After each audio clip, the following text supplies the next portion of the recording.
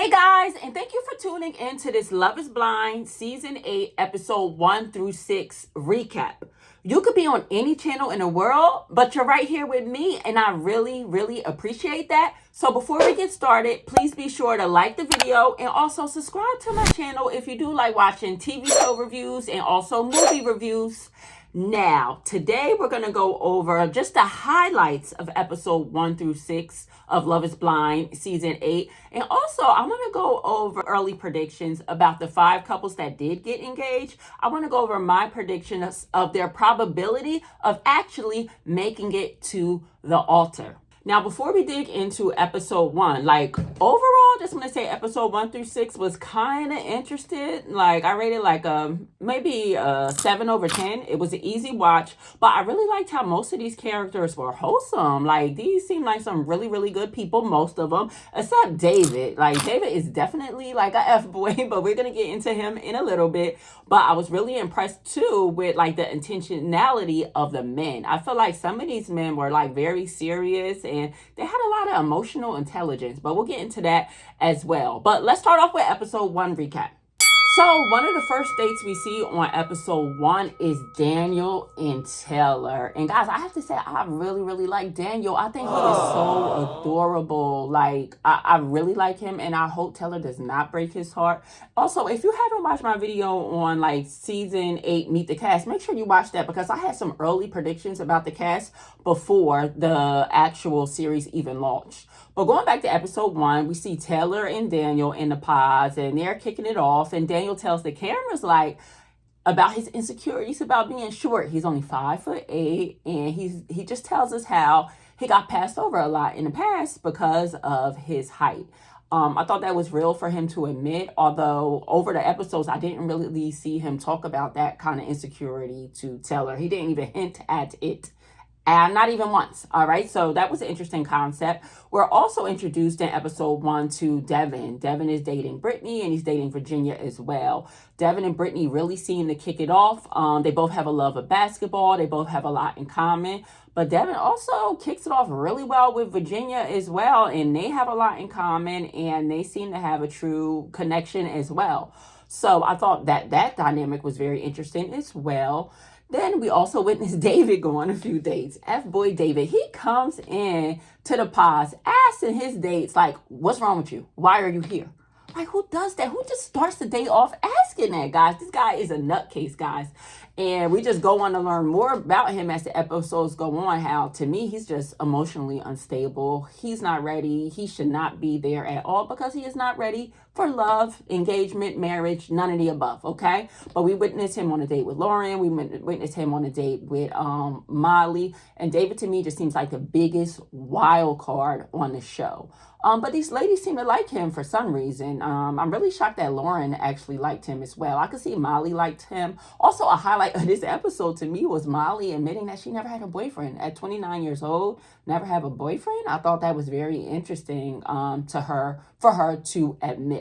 Then we see Madison. Madison goes on a few dates as well. I like Madison, but Madison was just spilling all of her tea just a little bit too quickly. I realize she has a lot of childhood drama.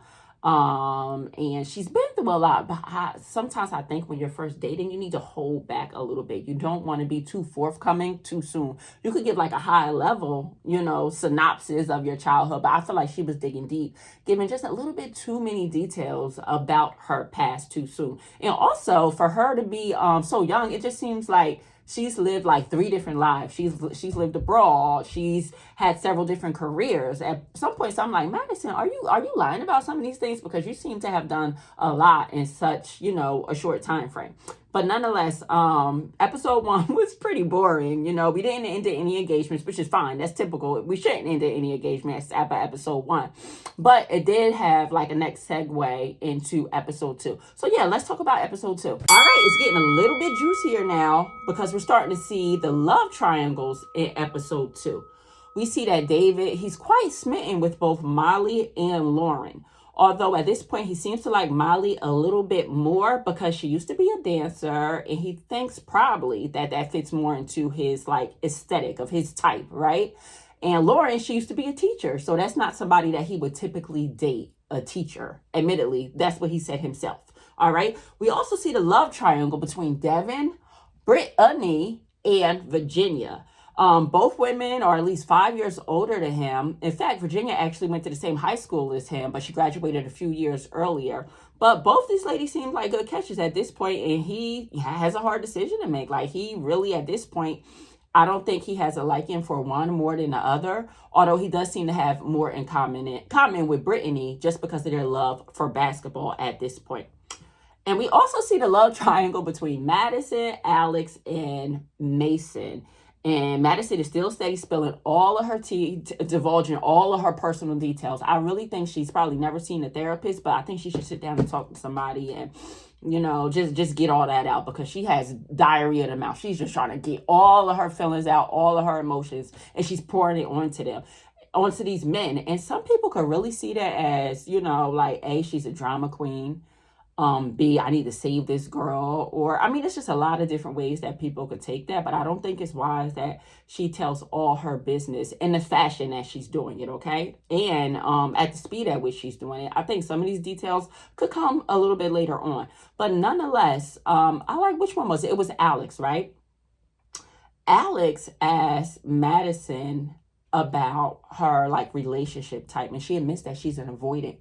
And I love how Alex is very off-put by that, and he doesn't want to feel anxious in a relationship. And if she's an avoidant type, that's exactly what that would do to him.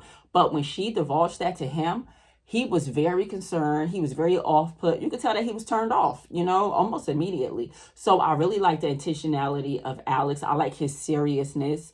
And I think that he's taking this experiment very seriously at this point, because he's like, this is not somebody that I might want to be my future wife if she is the avoidant type, because that don't work for me. All right. Another love triangle that we saw on episode 2 was the triangle between Mason, Meg, and Madison. At this point, it seems like Mason is just a little bit more into Meg, and Meg is so crazy. This chick is talking about aliens. This chick is talking about being high, having high thoughts. She is just a nutcase, but she's funny, and he seems to be really smitten with her as well. He likes Madison too, so he seems to be very confused at this point. But right now, it seems like he likes Meg a little bit more, and that seems like if he had to choose at this point, she would be his first choice. Also in this episode, we meet Sarah, the poster girl for Love is Blind Season 8, and she's hitting it off with Ben.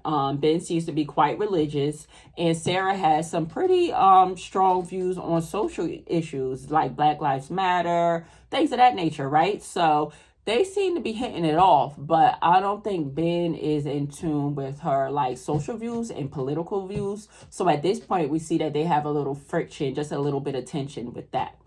Now, on episode 2, it ends off with an engagement. Oh, so happy to see this. So happy to see Joey proposing to Monica.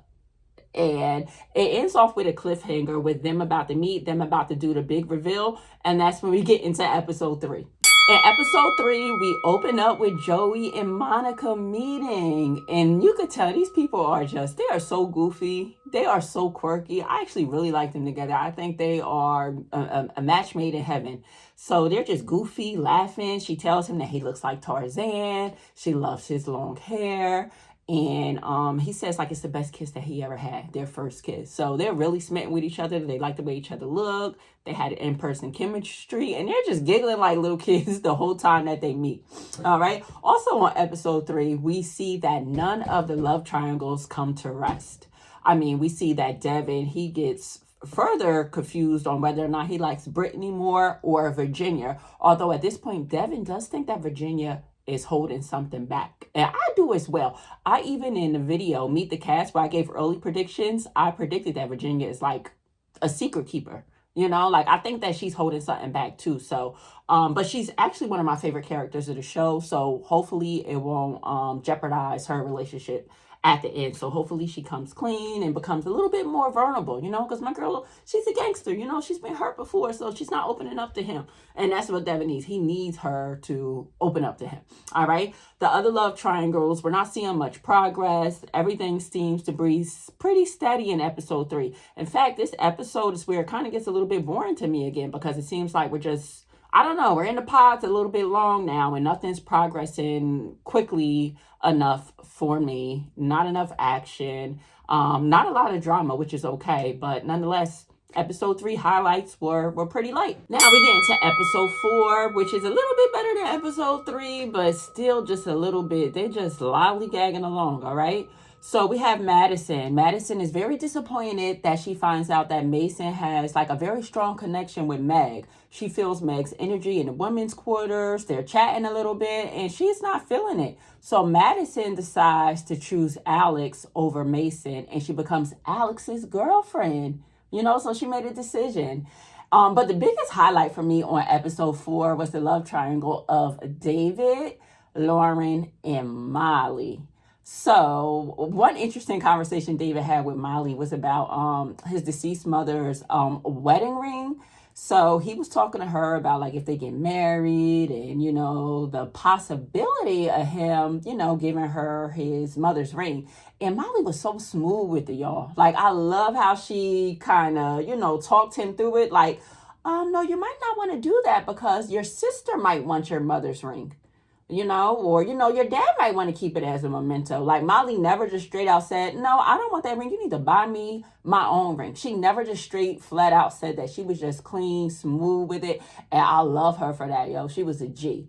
But also what we see in this episode is Lauren and Molly just in the pods kicking it. And Lauren, she's a little bit upset that David is telling kind of both of them the same thing. So Lauren, this episode ends off with Lauren giving David an ultimatum. Like, what's it going to be? Like, you're not going to be telling Molly the same thing that you're telling me. Like, it's time for you to make a decision. So this episode ends off on a pretty good cliffhanger. Now on episode 5, we see all of the love triangles. They're starting to break apart, right?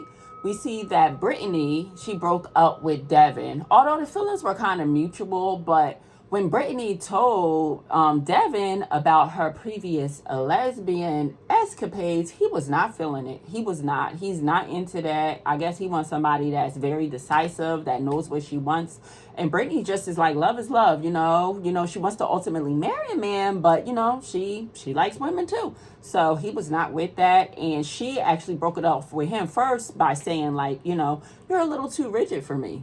And she seems to just want to have things both ways. But she was classy because she did big up Virginia. She said, I think you may be dating Virginia, but I want to let you know, like, she's a really good woman. She's very observant, very cool. I thought that was very classy of her to big up Virginia, man. I like that, man. And, hopefully Brittany and Virginia become good friends after that.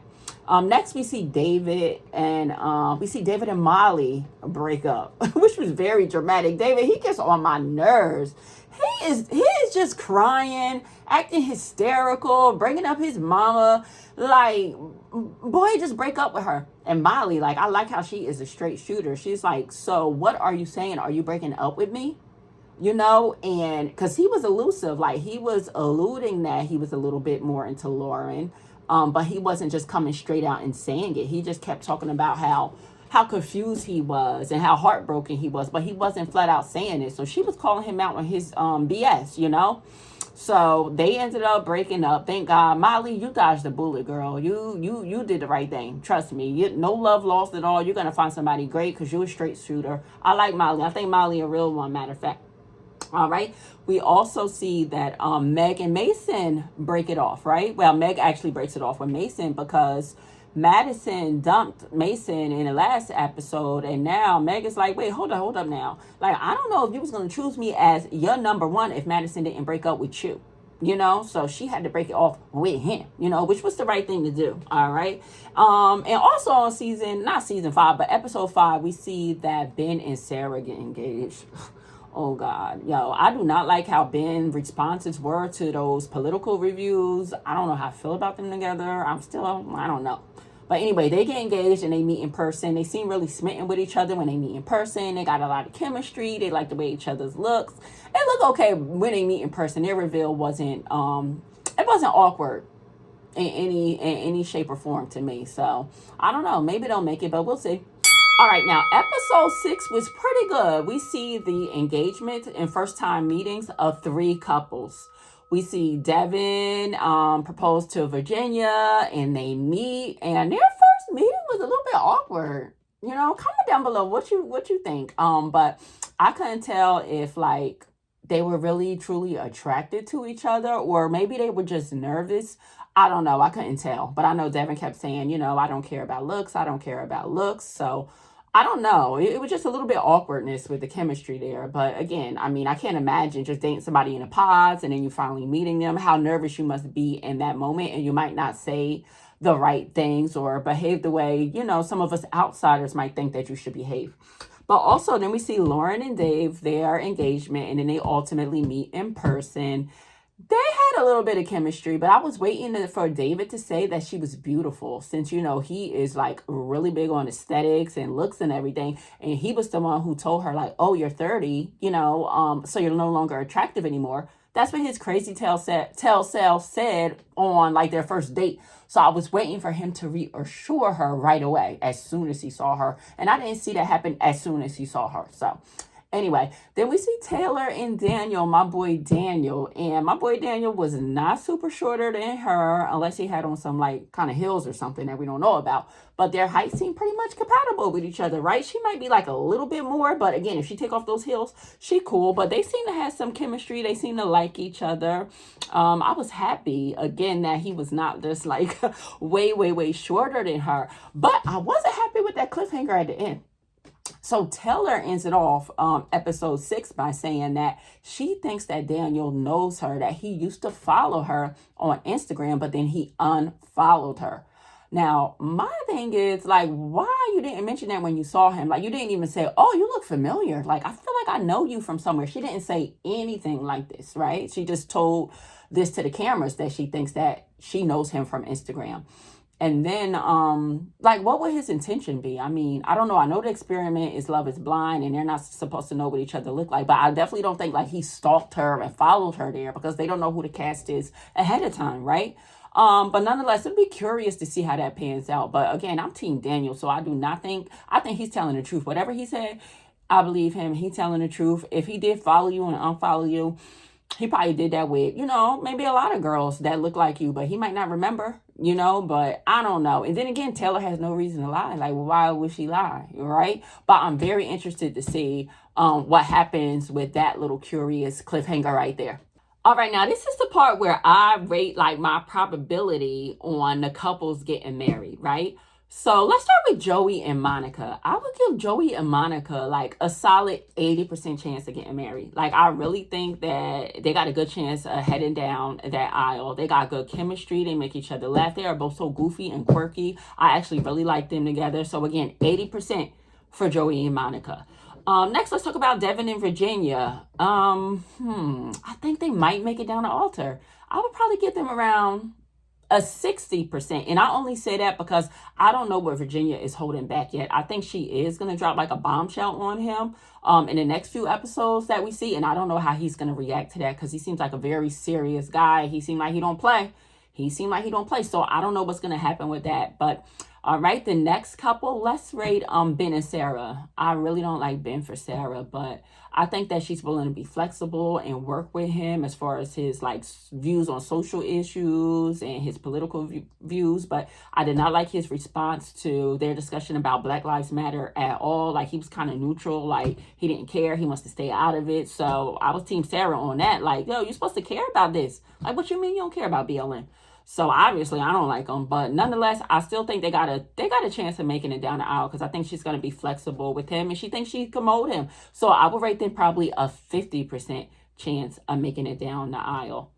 Now let's talk about Dave and Lauren. I don't think they're going to get married.